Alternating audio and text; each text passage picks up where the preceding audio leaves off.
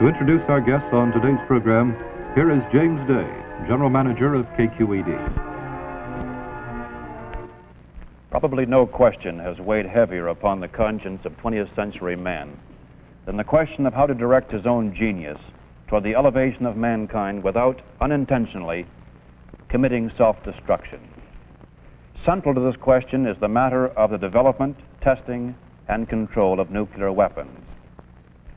We in the United States bear an enormous burden in the decisions which must be made.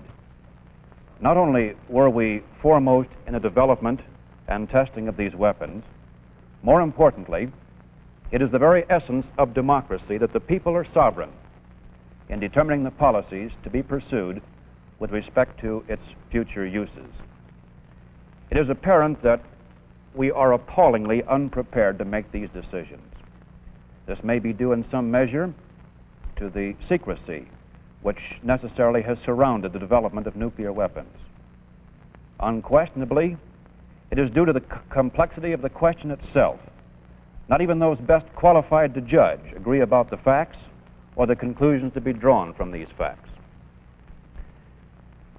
In an effort to sharpen the focus, have agreed in the interest of a fair debate to abide by strict time limits on their presentations. Following a statement of the major argument, each of our guests will be afforded time for rebuttal and counter-rebuttal. The first argument will be presented by Dr. Linus Pauling. He was born in Portland, Oregon, educated in the Oregon and California schools. Now he is professor of chemistry and chairman of the Division of Chemistry and Chemical Engineering at the California Institute of Technology. Dr. Pauling has published works in the fields of physics, geology, biology, chemistry, and medicine. He's a member of the French Academy of Medicine, a winner of the Phillips Medal of the American College of Physicians, and a Nobel laureate in chemistry for his research on the nature of the chemical bond. More recently, Dr. Pauling has been conducting a study of hereditary diseases caused by high-intensity radiation. Dr. Pauling is also the initiator of the petition signed by more than 9,000 scientists urging an immediate halt to nuclear bomb tests, a petition which was submitted in January of this year to the United Nations. Dr. Linus Pauling. I am a scientist. I am interested in the world, this wonderful world that we live in, and I am especially interested in human beings. This world that we live in is really a wonderful one. We have found out how wonderful through the discoveries of scientists. The greatest of all these discoveries is the discovery of the way to release the great stores of energy that are in the nuclei of atoms. I think that this is going to make the world an ever better place to live in. It is, of course, the discovery also that led to the development of nuclear weapons, atomic bombs, hydrogen bombs. These weapons are terrible. One great bomb that has been detonated has an explosive energy that is 16 times greater than that of all of the explosives used in the Second World War. I don't know how many of these bombs exist. The numbers such as 10,000 in the United States stockpile and a similar number in the Russian stockpile have been mentioned. I am sure that the United States has enough of these terrible weapons to destroy the world, and that Russia has enough to destroy the world. We must not have a nuclear war. We must begin to solve international disputes by the application of man's power of reason in a way that is worthy of the dignity of man. We must solve them by arbitration, negotiation, the development of international law, the making of international agreements that will do justice to all nations and to all people, will benefit all nations and all people. And now is the time to start. I feel strongly about this some years ago, some months ago, not as a result really of my own decision, after I had given a talk in the chapel, Memorial Chapel of Washington University in St. Louis. I was encouraged to prepare an appeal to stop bomb tests. Then, after this appeal had been signed by more than 2,000 American scientists in a period of 2 weeks, I began to get voluntary expressions of adherence to this appeal from scientists in other countries. I wrote a few hundred letters then to scientists in other countries whom I know and to those whose names I had got out of the scientific literature and reference books. And I received, in a few months, thousands more of answers, so that on the 11th of January of this year, 13th of January, I was able to present a petition with 9,235 signatures of scientists in 44 countries, 36 Nobel laureates, 101 members of the American National Academy of Sciences, to the Secretary General of the United Nations. Now, in the issue of Life for the 10th of February 1958, there has been published an attack on this petition. I call it an attack on this petition because on the cover of Life is the statement, "Dr. Teller refutes 9,000 scientists." And the heading, the subheading says, "Father of H-bomb and colleague answer 9,000 scientists. Fallout is overrated." Moreover, I call it an attack because it contains many statements that are not true and many statements that are seriously misleading.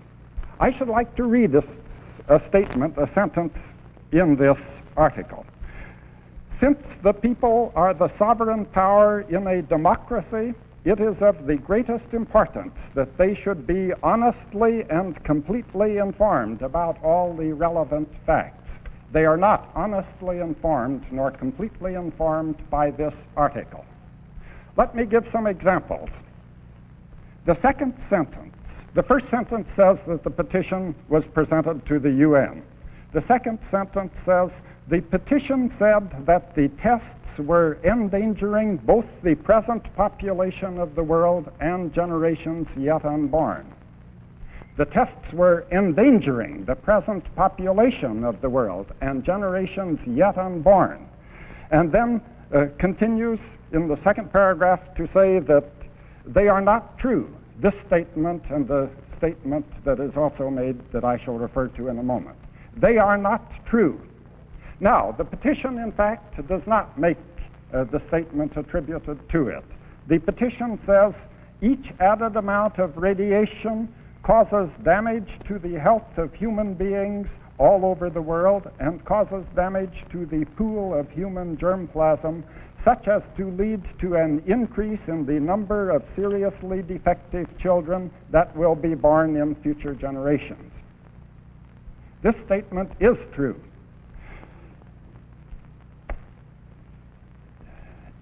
I don't know just how this article got written and published.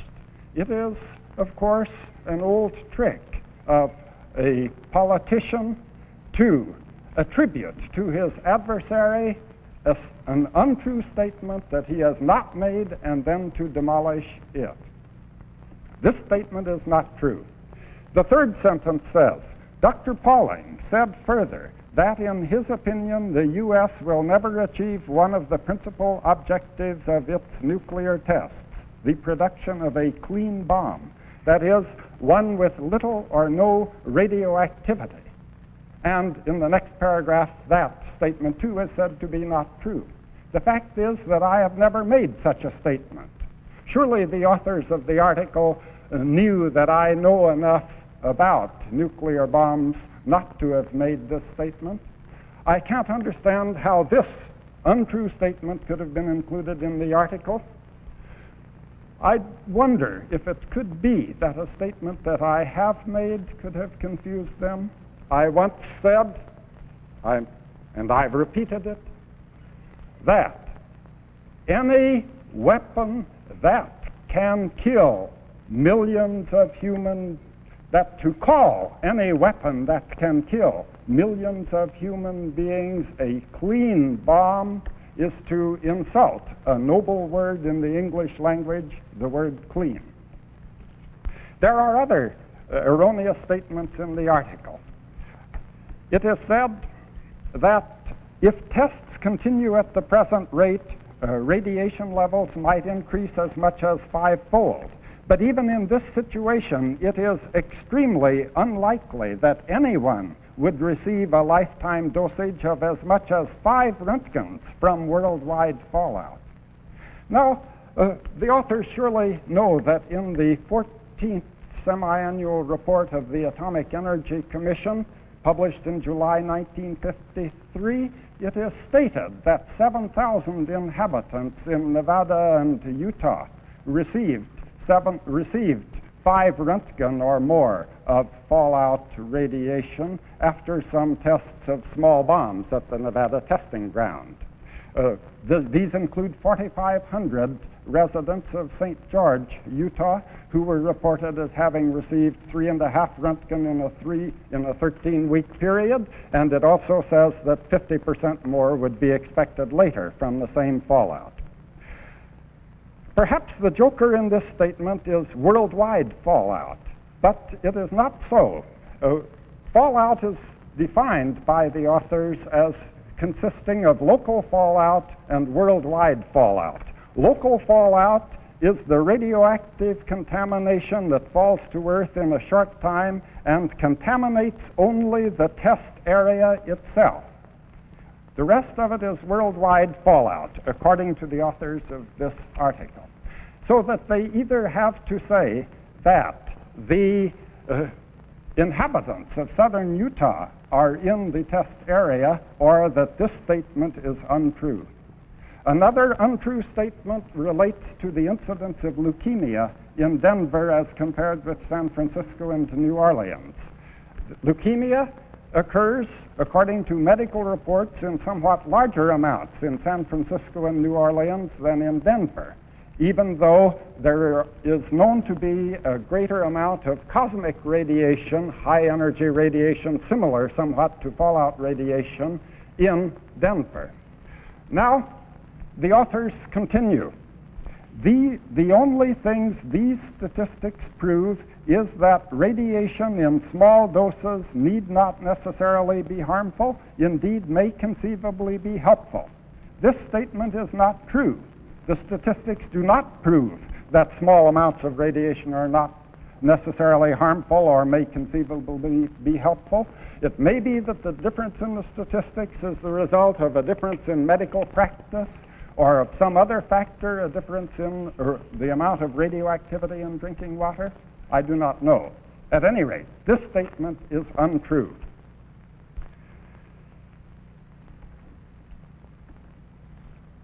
Fallout, radioactive fallout, causes damage to the pool of human germplasm that does result in the birth of an additional number of defective children. I have estimated that the amount of increase in the mutation rate as a result of radioactive fallout carried on at the present rate is 1%. Testing at the present rate leads to a 1% increase in mutation rate, a 1% increase in the number of defective children who will be born in the future. Now, Professor Beadle, professor of biology, chairman of the Division of Biology in the California Institute of Technology, one of the world's leading geneticists, a distinguished authority in this field and conservative in all of his statements, has told me that in his public statements he also has made the estimate of 1%. Now, there are every year 75 million children born in the world. 2% of these children are seriously deficient because of heredity, of bad genes, the bad genes that are in the pool of human germplasm, partially due to the natural radioactivity in cosmic rays and now being increased by fallout. If there is the 2% of 75 million is 1.5 million seriously defective children born each year, with various grave diseases that cause them to die shortly after birth or in early childhood, to have mental deficiency or serious physical defects that makes them suffer all of their lives, live their lives in a mental institution. 1% increase in this is 15,000 seriously defective children a year. This is the number, according to my estimate, Dr. Beadle's estimates, the estimates of Professor Crow, another distinguished geneticist. This is the number. Moreover, that will be born each year when equilibrium is reached. Moreover, the amount of testing at the present time corresponds to one large bomb, one super bomb with 10 megatons of fission released. We can say, accordingly, that the man who gives the order to test a single large super bomb with high fission yield is dooming 15,000 seriously defective children to be born in later generations. Also, there are serious effects on the health of human beings now living, according to the information that is now available. This is the opinion that I and many of my scientific colleagues, a great many, have. Thank you, Dr. Pauling. And now to present the opposing argument, here is Dr. Edward Teller, professor of physics at the University of California at Berkeley. Dr. Teller was born in Hungary, educated in Europe, and has been in the United States since 1935. For the past 19 years, he has been a key figure in both theoretical and practical research in the field of nuclear explosives. As a member of the Reactor Safeguard Committee of the Atomic Energy Commission, Dr. Teller has been closely connected with studies on the control of radiation hazards. He is co-author with Dr. Albert Latter of the soon-to-be-published book, Our Nuclear Future, giving a simple explanation of the nucleus together with a description of the potentialities of nuclear energy in peace and in war. Brief excerpts from this book were published recently in Life magazine. Here is Dr. Edward Teller.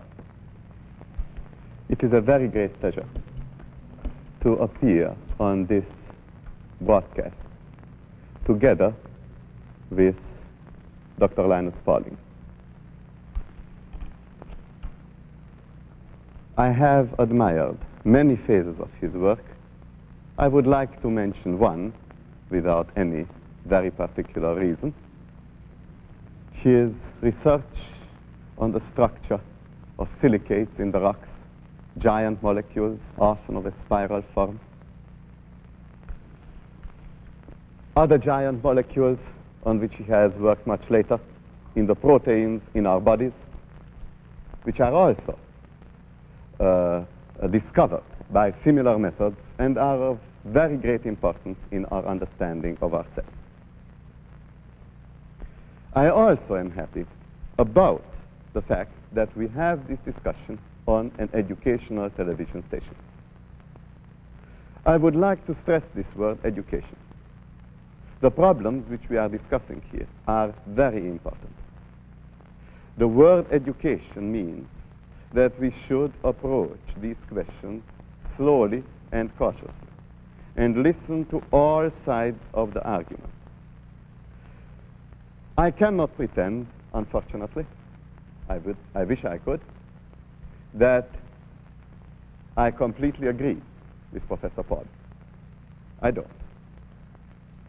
If you go away from here with the conviction that he is right in everything he says, I believe you make a mistake. I have thought about these things carefully and for a long time in doing my work for many years, and more recently looking into facts of other people's work and writing a book about it. If you go away from here believing everything I have said, I won't be satisfied either. What I hope is that you will take time to think about these things carefully, to talk it over, and then slowly to arrive at a conclusion about these extremely important questions. Now, I would like to emphasize at the outset that there are many, many facts about which Dr. Pauling and I agree. There are many facts accepted in what he says and what we have written, and the more you look into details, the more you will find that the basic facts and also the basic assumptions about what we all want are the same. I regret if any disagreements are particularly strongly emphasized, because obviously this is a question of great importance, and therefore it is a question where our feelings can have a serious effect, and a more serious effect perhaps than they should. Now, the first point about which I would like to agree, the first couple of points about which I would like to agree with Dr. Pauling very strongly, is his quest for peace and his great appreciation for human life. It is absolutely clear that we want peace and we have to work for it. It is absolutely clear that each human life has a high value and should not be sacrificed except for very, very good reasons. And then what it does to you if you have sacrificed it, it cannot be helped. Yet, peace cannot be obtained by wishing for it. We live in the same world with the Russians, who have said, whose leader has said, that he wants to bury us. And they mean it. Disarmament, cessation of tests, will not automatically bring us closer to peace. It has been often said, and with some justification maybe, I think with justification, that the First World War was brought on by a race in armament. I believe that the Second World War was brought on by a race in disarmament. The peace-loving nations disarmed, and when the Hitler tyranny armed, inertia was too great. He got away with his arming, and he almost conquered the world. Next time, when a tyranny arms, and we don't, we may not be so fortunate. Furthermore, and this is a very important thing, if we agree to stop developing our nuclear weapons, I do not believe that we can check that the Russians have done the same. An agreement with the Russians will be essentially as good as their word, and no better. This is why I fear that disarmament and cessation of nuclear tests is not the right road. And I particularly am worried about it because we are playing for big stakes. We are playing not only for our lives, we are playing for something more. We are playing for freedom. For our own freedom, for the freedom of our friends and allies. The world has become small, and everybody's freedom is sacred. Anyone who is willing to defend his own freedom should get our support in defending that freedom. We must avoid war under all possible circumstances, except, in my opinion, one, when the freedom of human beings is at stake. Now, in case there should be war, let us not suppose there will be.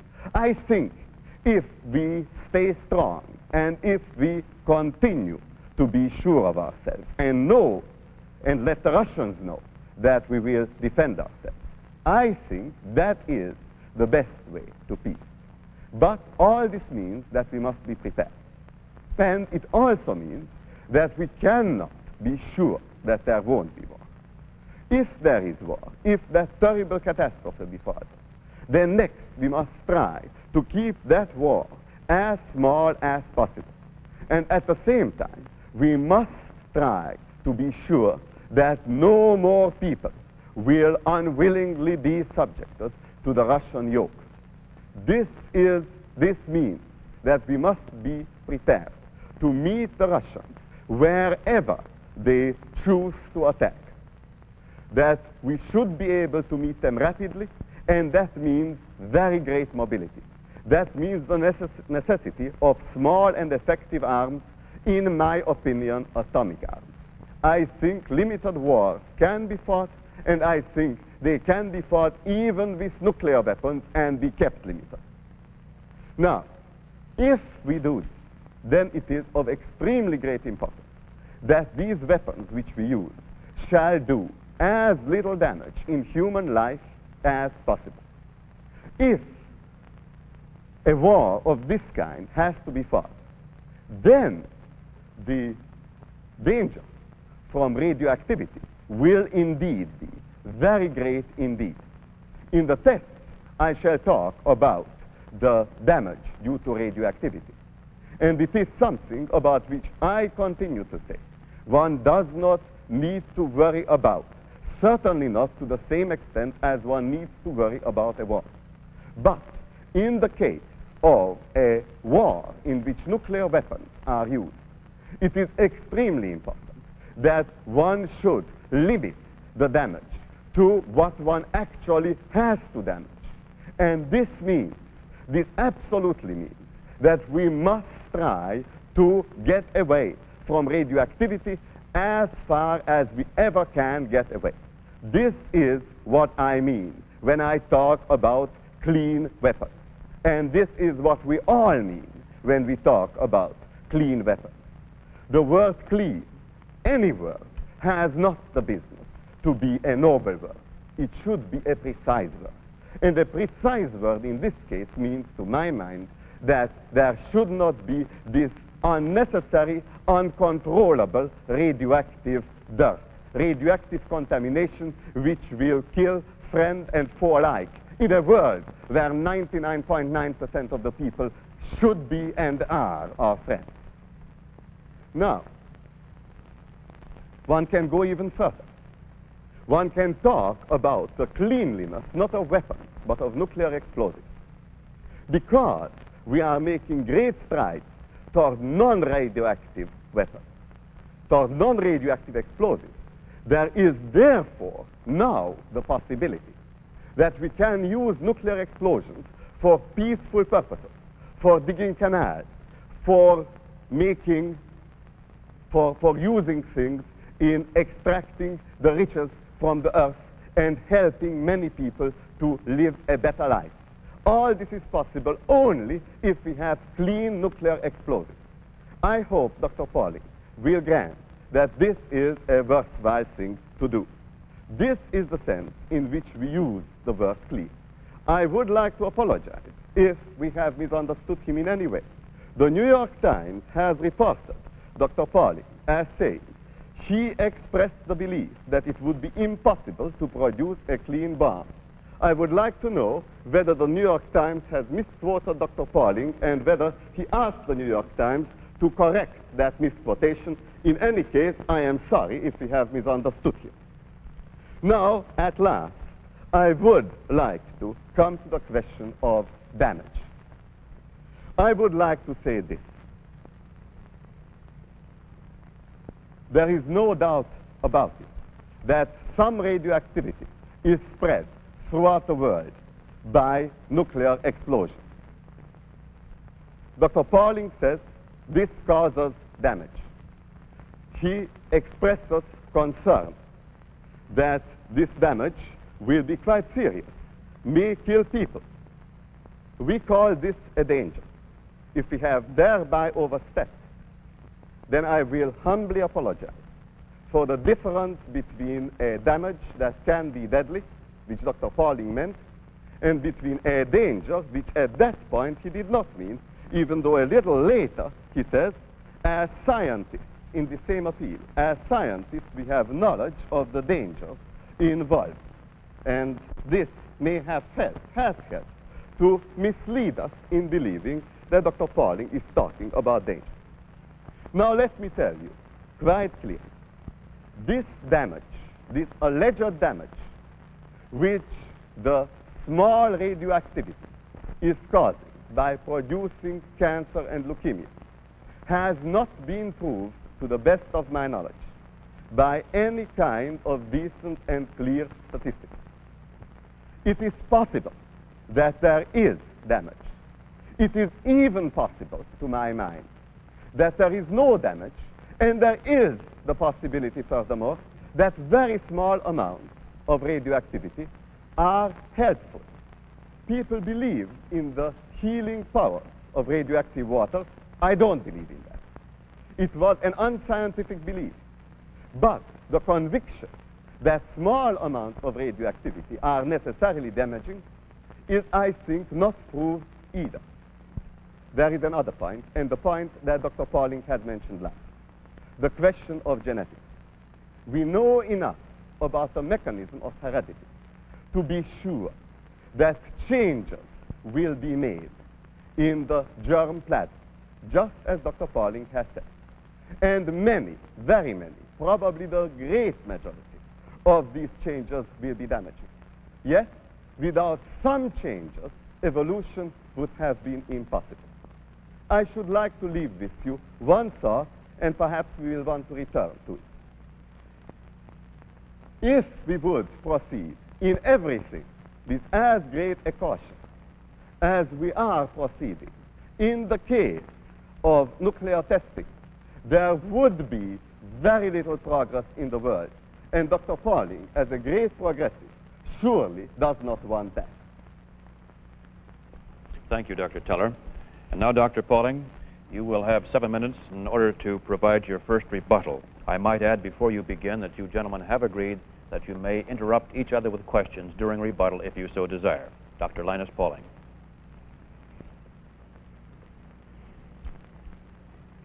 Dr. Teller has said that peace cannot be obtained by wishing for it. I agree completely. I am working for it. We have to work for it. We are not going to achieve peace without starting to solve world problems by making by developing international law and making agreements, international agreements that are safe for every nation in the world, that do justice to all the nations in the world. But we need to work. We need to put into the work, the effort for these international agreements, an amount of work that is comparable to that, the $40 billion a year that we put into armaments.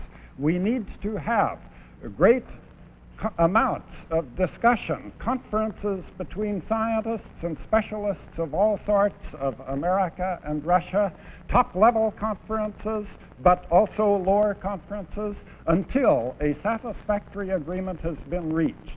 The Russians have proposed that there be a cessation, an agreement to stop bomb tests with a satisfactory system of controls and inspection.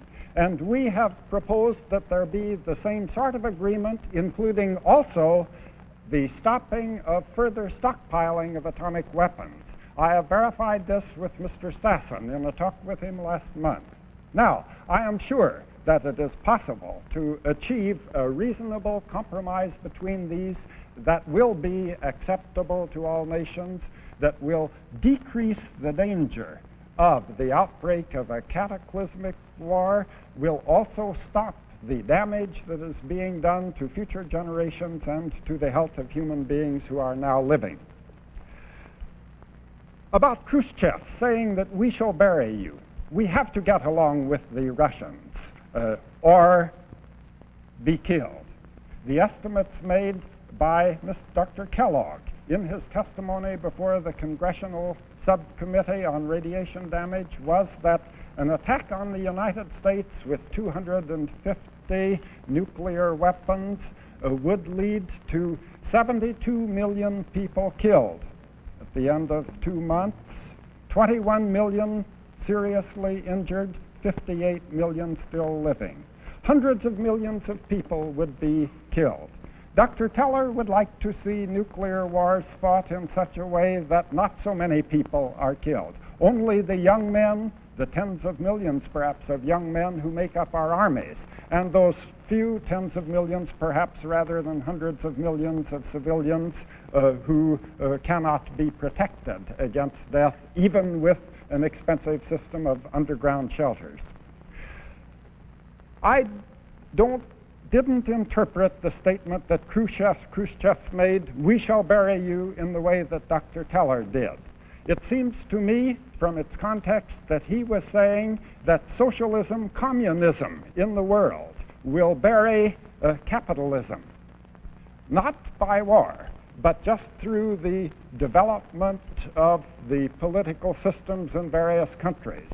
I, of course, do not want this to happen. I don't like this idea. I believe that we need to have different kinds of political systems, that we need to have different nations, but that the way to settle the problem of the differences is not to kill off most of the people in the world or a large fraction of the people in the world with these terrible nuclear weapons. Dr. Teller has asked me about a statement that he read from the New York Times that I had said that it would be impossible to make a clean bomb. I have never seen that statement. I have never seen the article itself. I haven't responded to it to see. I can only say that I know that I never made the statement that it is impossible to make a bomb with little or no radioactivity. Perhaps Dr. Teller could tell us whether he thinks it is possible to make and detonate a bomb that has no radioactivity whatsoever. I have made a statement about a clean bomb using the word clean in a somewhat different sense. Now, Dr. Teller says we must meet the Russians wherever they choose to attack. This sounds to me as though he were preparing for a nuclear war. I do not believe that there is going to be a nuclear war. I believe that these great stockpiles of nuclear weapons are really deterrents, as President Eisenhower has described them, deterrents that will prevent war, and that the next step that we really need to take is the step of instituting an effective, sound, safe system of settling international differences, international disputes by arbitration, by international law, by negotiation. Now, to carry on the tests means that, as I have said, according to the best estimates of geneticists, all of whom agree, 15,000 children are sacrificed for every large bomb tested that produces stratospheric radioactivity that slowly descends to the ground, gets into the grass, gets into the food of cattle, gets into the milk, and then gets into the bones of children.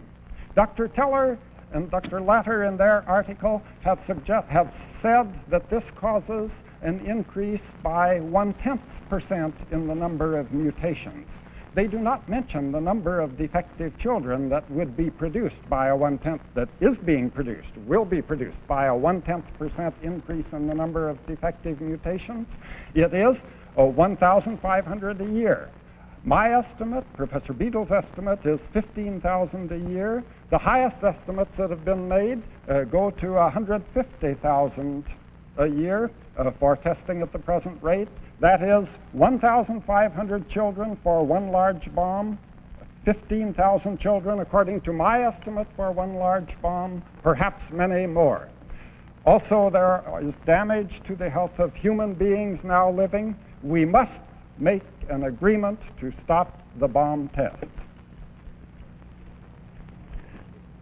Thank you, Dr. Pauling. And now, Dr. Teller, you have an equal amount of time, 7 minutes, in which to present your first rebuttal. I should like to be very clear on one simple point, coming back to what Dr. Pauling has said just now. Dr. Latter and I have estimated, as carefully as we could, a number of 1,500 damaged cases. This is, of course, a very big number. We may be wrong, and the number may be bigger, but it is necessary to get a feeling of how big these numbers are, and so we make these estimates. But we never said, we have no reason, we see no reason to believe that there will be a single case. What we know is that there will not be very many more than 1,500. 1,500 is not a measure of known numbers. It is a measure, an approximate measure of the extent of our ignorance. When a new additive in our foods is introduced, when we spread smog or smoke over our cities, when we do any number of many other things, we may cause much greater damage. Here is a recent publication from Nature, the British publication. It comes from Sweden, from three people, Lars Ehrenberg, Günther Ehrenstein, and Arne Hedgren. This says that due to our wearing tight clothes and due to the increased temperature of the sperm plasma, to the organs which make our sperms, there will be an increase in mutations. And then it goes on to say, the fact that our modes of dress have been predominant for several centuries might explain almost half the present load of spontaneous mutations.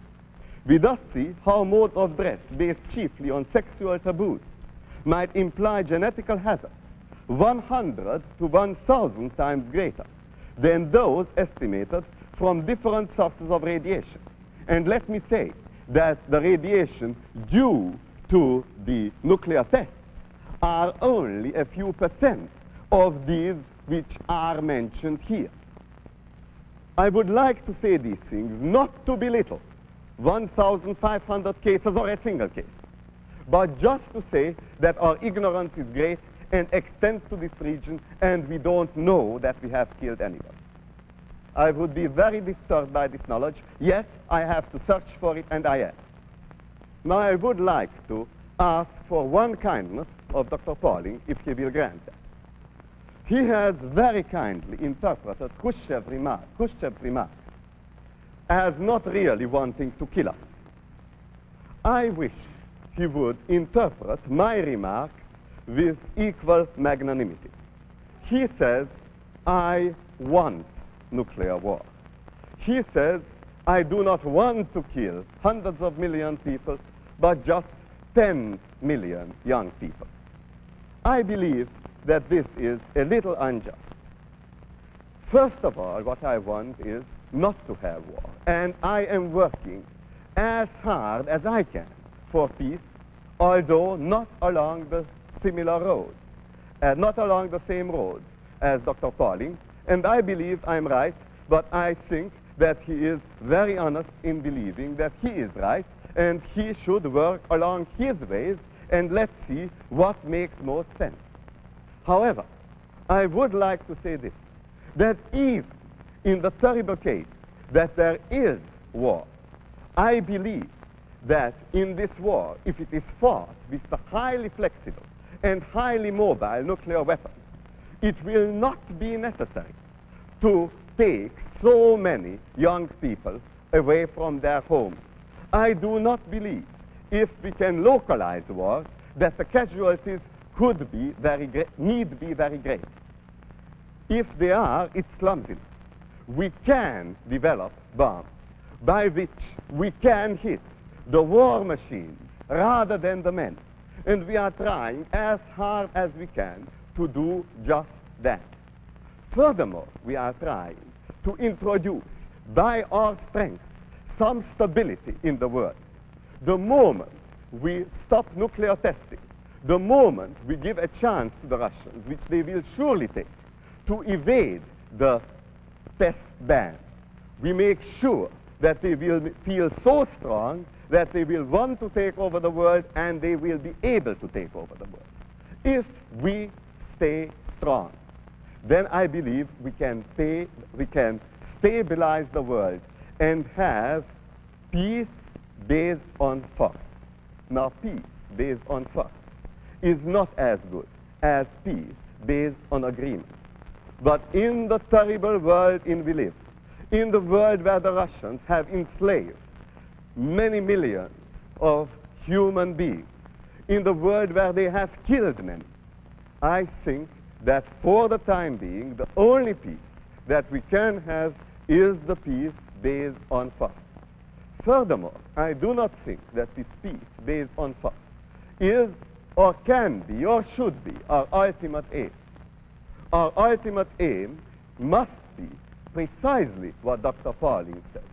Peace based on agreement, on understanding, on universally agreed and enforced law. I think this is a wonderful idea. But peace based on force buys us the necessary time. And in this time, we can work for better understanding, for closer collaboration. First, with the countries which are closest to us, which we understand better, our allies, the Western countries, the NATO countries, which believe in human liberties as we do. Then, as soon as possible, with the rest of the free world, and eventually, I hope, even if it takes long, with the whole world, including Russia, even though it may take many years to come. Thank you. Thank you, Dr. Teller. Now each of our guests will be given 3 minutes each for a second rebuttal. First, Dr. Pauling. I wish that Dr. Teller would explain these untrue statements in the article in Life. He says that to talk about that the misquotation from the petition was possibly suggested by the fact that at the end of the petition we mentioned dangers. The dangers that we were referring to include the great danger of outbreak of a catastrophic world war if testing continues and stockpiles of nuclear weapons get into the hands of a great many countries, as will soon happen. I don't know how long it will be before France, Sweden, many other countries, perhaps Israel and the Arab countries, North and South Korea, Germany, have nuclear weapons. The great danger of outbreak of a catastrophic world war. This was an untrue statement about the petition. What about the amount of radiation to which the people in Utah have been exposed? That, over 5 Roentgens, that is an untrue statement, the statement about the interpretation of statistics. Moreover, you have other misleading statements. Here's a statement, a paragraph about the people in Tibet who are exposed to large amounts of cosmic radiation. And it is said, yet genetic differences have not been noticed in the humans of Tibet. Surely the authors of the article, before they wrote it, made the calculation and found out that the geneticists of the world agree that there should be a 15% increase in the number of defective children born. Only 1.5 if you take a lower estimate, but the average of geneticists is a 15% increase in the number of defective children born. Who is there who believes that medical statistics are good enough in Tibet to detect this 15% increase in the number of defective children as compared with other countries of the world? This is a red herring. That is all that it is, designed to mislead the reader. Now, this misquotation from the petition published by Life, in this article of over 5,000 words, Life magazine could not find space to quote the 247 words of the petition itself.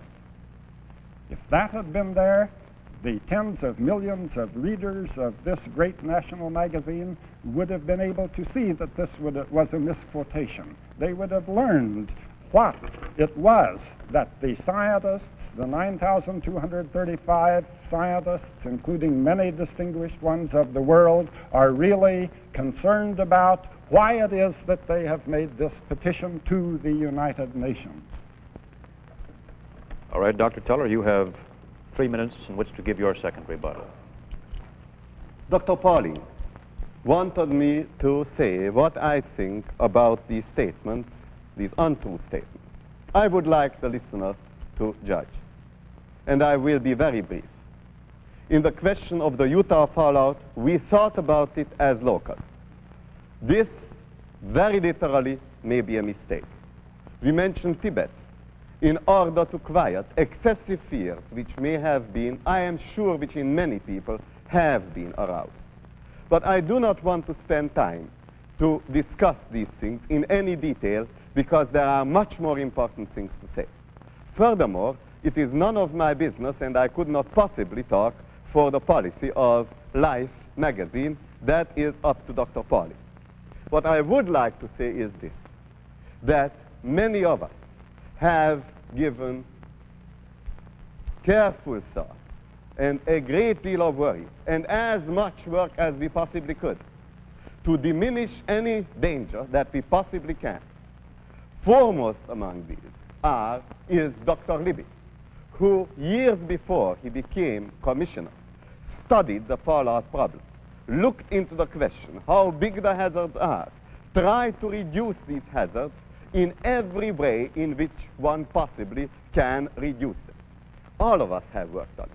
And there is now a release from the Atomic Energy Commission, which I can tell you about in a little bit greater completeness now, because the results are in and because the results are very fortunately unclassified, as they should be in every case where one can talk about these things freely. I talk here about our recent experiments. Underground, a nuclear bomb was exploded, as probably many of you know, in Nevada. This nuclear bomb was rather small, 1.7 kilotons, not in the big class. This explosion was completely contained. No detectable radioactivity leaked out. And we have very good hope indeed that as time goes on, we can make big bombs too, and big tests too, where no radioactivity whatsoever will leak out. These tests are only a preparation toward the peaceful use of nuclear explosives. With these tests, it is possible to crush rock, to make it possible to mine massive iron ores, for instance. We don't know that. We are trying to find out whether it can be done, but our hopes are high on it. It is quite possible that such explosions can be used to increase oil production. It is quite possible that such explosions can be produced to dig canals. These are great possibilities in the future, and I do not want to see them cut short. And now for a concluding statement. We shall divide the remaining time equally between our two guests. Dr. Pauling, this will give you 2 minutes for a concluding statement. I agree thoroughly with Dr. Teller in the need to continue to learn more about the world, to learn more about nuclear reactions, to learn how to develop nuclear energy for peacetime purposes. And all of the things that he has said, because a ban can be violated by Russia and won't be violated by us. But I would like to tell you now one thing which I think is important, and where I have to tell you that I am not talking about these things calmly. I have feelings. I have strong feelings. Many people were killed in Hungary from where I came. And all people in Hungary lost their freedom. This question of freedom is the most important question in my mind. I don't want to kill anybody. I am passionately opposed to killing. But I am also even more passionately fond of freedom.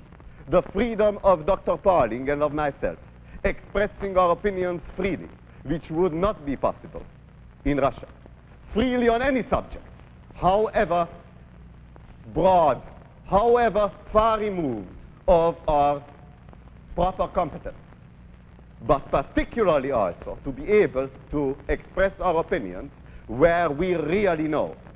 Dr. Pauling has made a big discovery about resonance in chemical bonds. For this, he received the Nobel Prize. For years, this statement was suppressed, this discovery was suppressed in Russia because it contradicted some kind of official philosophy in Russia. I am talking for my freedom, for his freedom, and for the freedom of all of us. Gentlemen, the agreed-upon limits of the debate have been reached. It's apparent that the issue has not been resolved, but I'm sure that both of our guests would agree that its ultimate solution rests in our hands, that each of us bears the moral obligation to examine the evidence, draw conclusions from this evidence, and act upon our convictions. Speaking for the 30 educational non-commercial stations around the country, I'd like to express our thanks to these distinguished men of science, not only for giving us the benefit of their considered thought upon the matter, but also for their moral courage in meeting in this face-to-face debate that we might profit the more. Thank you.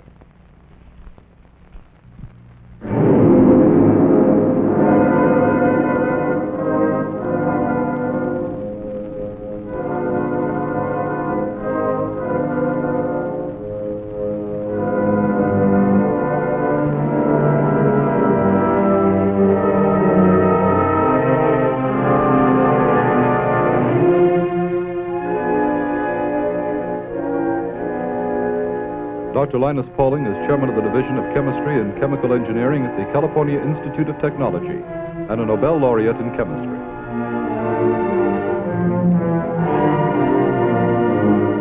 Dr. Edward Teller is professor of physics at the University of California and a former member of the Reactor Safeguard Committee of the Atomic Energy Commission.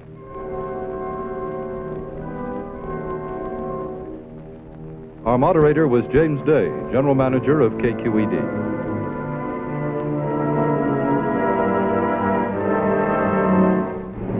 This special program is an exclusive presentation of National Educational Television.